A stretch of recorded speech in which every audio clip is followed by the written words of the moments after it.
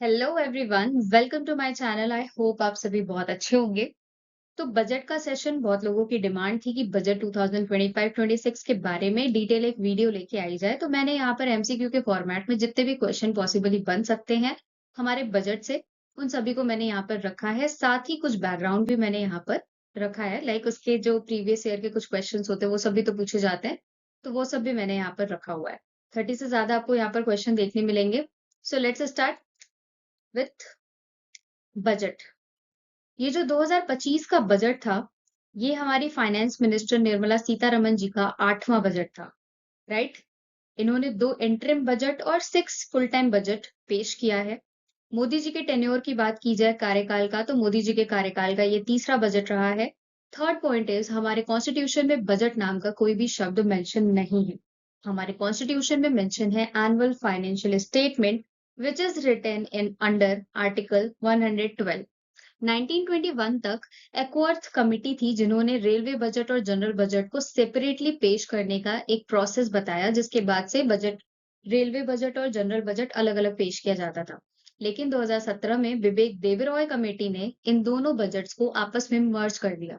भारत का सबसे पहला इंडिपेंडेंट इंडिया का जो बजट है वो पेश किया गया हमारे फर्स्ट फाइनेंस मिनिस्टर के द्वारा, जिनका नाम था आर के शनमुखम चेट्टी जी। मैक्सिमम बार बजट अब तक 10 बार पेश किया गया है बाय मोरारजी देसाई, 9 बार पेश किया गया है बाय पी चिदम्बरम जी, और 8 बार पेश करने वाली अब बन चुकी है निर्मला सीतारमन जी। 1973-74 का जो बजट था, इसे हम ब्लैक बजट के नाम से जानते हैं, क्योंकि उस टाइम पर बजट में काफी ज्यादा हाई डेफिसिट रेट था। और ये बजट पेश किया गया था यशवंत राव बी चौहान के द्वारा। वहीं 1997-98 का बजट ड्रीम बजट कहा जाता है, क्योंकि काफी सारे रिफॉर्म्स किए गए थे under this budget. Longest budget की स्पीच अब तक की रही है निर्मला सीतारमन जी के द्वारा दी गई, 2 घंटे 40 मिनट की, वो भी 2020 के बजट के टाइम पे। निर्मला सीतारमन जी पहली female full time finance minister हैं। हालांकि इससे पहले इंदिरा गांधी जी ने भी as a finance minister work किया है, पर एडिशनल चार्ज के बेसिस पे। और इम्पोर्टेंट थिंग, जब बजट पेश हुआ 1 को, आप सभी को पता है कि 1 को बजट पेश होता है। 31 को क्या आता है? इकोनॉमिक सर्वे आता है कि साल भर में कितना गवर्नमेंट ने काम किया, उसका पूरा डिटेलिंग आती है। उसके बाद अगला बजट 1 को पेश किया जाता है।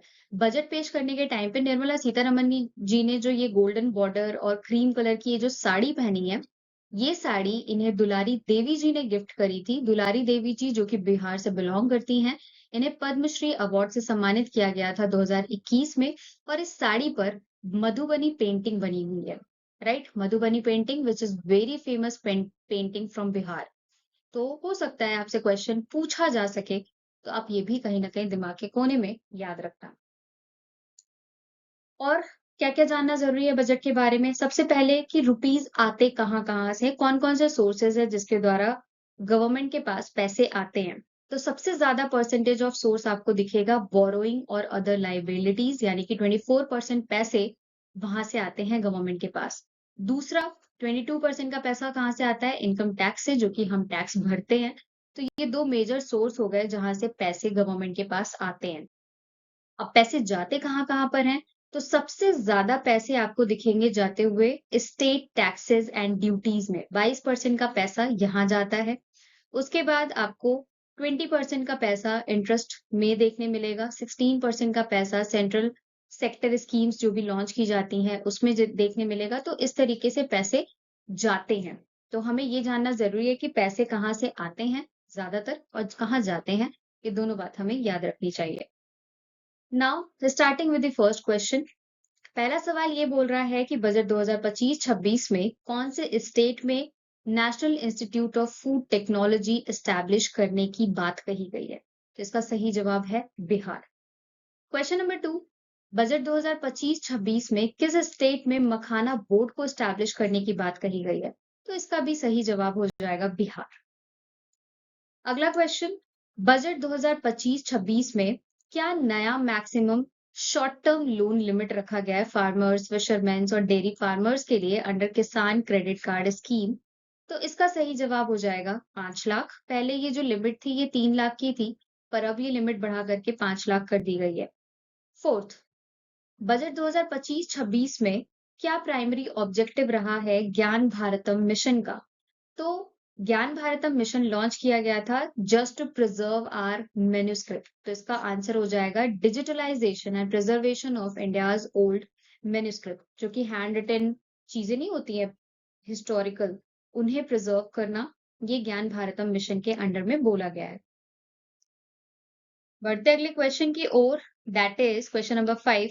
As per new personal income tax system in budget 2025-26, what is the applicable tax rate for income up to 12 lakh? यानी कि जिसकी 12 लाख से 12 लाख तक की इनकम है सालाना एनुअल, उसको कितने टैक्स पे करना पड़ेगा इनकम टैक्स? तो answer will be 0%। Question number 6 is as per new personal tax structure in budget 2025-26, what is the applicable tax rate for income between 12 lakh to 16 lakh? 12 से 16 लाख के बीच अगर किसी की इनकम है तो उसे कितना पर्सनल टैक्स पे करना पड़ेगा? तो इनकम टैक्स पे करना होगा 15%। Next question is in budget 2025-26 the time limit for filing ITR, income tax return file करने का जो टाइम था वो 2 साल से बढ़ा करके कितने साल कर दिया गया है? तो वो कर दिया गया है 4 साल, ताकि लोगों को आसानी हो आईटीआर फाइल करने में। Question 8, as per the budget 2025-26 what is the allocated amount for Jal Jeevan mission? जल जीवन मिशन को कितने पैसे अलोकेट किए गए? तो answer is 67,000 crore rupees. Next question is in budget 2025-26 the amount allocated for education sector को कितने पैसे allocate किए गए? तो इसका सही जवाब हो जाएगा 1,28,650 crore rupees. Next question is as per the budget 2025-26 what is the amount allocated to defense sector? Defense sector को कितने पैसे allocate किए गए? 6,81,000 करोड़ रुपीस। Next question, इन बजट 2025-26 किस ग्रुप को मेनली फोकस किया गया है? तो वो ग्रुप है गरीब, यूथ, अन्नदाता और नारी। अन्नदाता यानी कि फार्मर्स, नारी यानी कि विमेन एम्पावरमेंट, गरीब यानी कि पुअर्स, यूथ यानी कि youngsters. Next question, in budget 2025-26 the Aatmanirbharta in pulses mission announced focuses on which pulses? ये जो आत्मनिर्भरता इन पल्सेस मिशन है इनमें किन दालों को ज्यादातर फोकस किया जाएगा? तो इसका सही जवाब हो जाएगा तुर, उड़द और मसूर। तुर, उड़द और मसूर यानी कि ऑप्शन नंबर ए इसका सही जवाब हो जाएगा। Next question, what is the duration of mission for cotton productivity announced in union budget 2025-26? Cotton productivity का जो मिशन है उसका क्या ड्यूरेशन रखा गया है? तो इसका सही जवाब हो जाएगा 5 years इसका ड्यूरेशन रखा गया है। Next question, how many expected job generation under the scheme of leather and footwear as per the union budget? Leather और फुटवियर का जो जॉब है इसमें कितना जॉब एक्सपेक्टेड क्रिएट किया जाएगा ऐसा यूनियन बजट में बोला गया है? तो टोटल 22 लाख जॉब्स का क्रिएशन किया जाएगा। Next question, how many seats will be added in 5 IITs over 5 years as per the budget 2025-26? कितने सीट्स ऐड किए जाएंगे 5 IITs में? तो टोटल सीट्स हो जाएंगे 6,500। Next question, how many Atal tinkering labs, ये लैब्स गवर्नमेंट स्कूल्स में setup किए जाएंगे? आने वाले 5 सालों में कितने ऐसे लैब्स को सेटअप किया जाएगा एज पर दी बजट? तो टोटल नंबर हो जाएंगे 50,000 ऐसे लैब्स को सेटअप किया जाएगा गवर्नमेंट स्कूल्स में, ताकि जो एक्सपेरिमेंट्स वगैरह है उन पे और ज्यादा फोकस कर सके। Next question is where will a new urea plant with 12.7 lakh metric tonne capacity, इसे कहाँ पर स्टैब्लिश किया जाएगा ताकि एग्रीकल्चरल एक्टिविटी को बूस्ट किया जा सके? तो ये स्टैब्लिश किया जाएगा असम, असम के नामरूप डिस्ट्रिक्ट में। Next question, how many cancer centers will be established under 2025-26 budget as per the union budget? तो क्या कितने नंबर ऑफ कैंसर सेंटर्स को स्टैब्लिश किया जाएगा? तो इसका सही जवाब हो जाएगा 200। Next question, urban challenge fund, इसके लिए कितने पैसे अलोकेट किए गए हैं बजट में? तो इसके लिए अलोकेट किया गया है 1 lakh crore rupees. Next question, finance minister ने अनाउंस किया है कि वो इंडिजिनियस स्मॉल मॉड्यूलर रिएक्टर्स को डेवलप करेंगे अंडर न्यूक्लियर एनर्जी मिशन। तो कितने पैसे इसके लिए अलोकेट किए गए हैं? इसके लिए अलोकेट किए गए हैं total 20,000 crore rupees. Next question, as per the budget 2025-26 under which project broadband connectivity provide की जाएगी to all government secondary schools and primary health care centres in rural areas? तो किस क्या बोलते हैं, किस प्रोजेक्ट के अंडर में ये किया जाएगा? तो वो प्रोजेक्ट का नाम है Bharat net project. Next question, what is the name of unified digital platform for international trade setup? International trade setup के लिए क्या डिजिटल प्लेटफॉर्म यूज किया जाएगा? ये भी है भारत ट्रेड नेट का इस्तेमाल किया जाएगा, जिसे हम शॉर्टकट में BTN कहते हैं। अगला सवाल, विच institution will be set up partial credit guarantee scheme for corporate bonds in infrastructure sector? तो इसका सही जवाब हो जाएगा नाबफिड, जिसका फुल फॉर्म आपको जानना जरूरी है, that is national bank for national bank for financial infrastructure and development. ये इस नाबफिड का फुल फॉर्म है, ये सेटअप करेगा। Next question, what will be the physical deficit for financial year 2025-26? तो ये जो फिजिकल डेफिसिट बताया गया है 4.4% का बताया गया है। Next question, how many money allocated for deep ocean mission in budget 2025-26? कितने पैसे अलोकेट किए गए for deep ocean mission?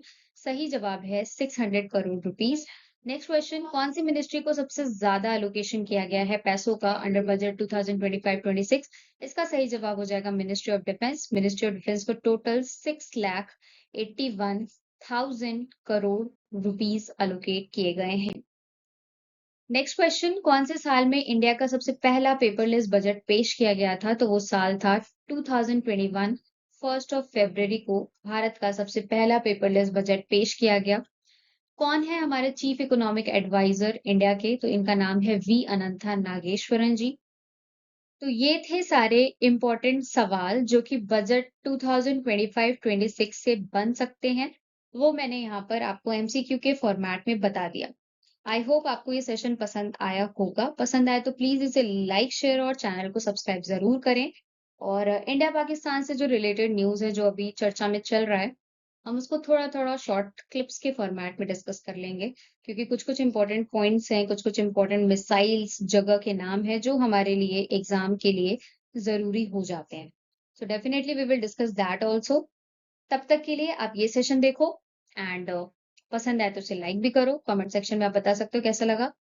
Thanks for watching. मिलते हैं अगले सेशन में।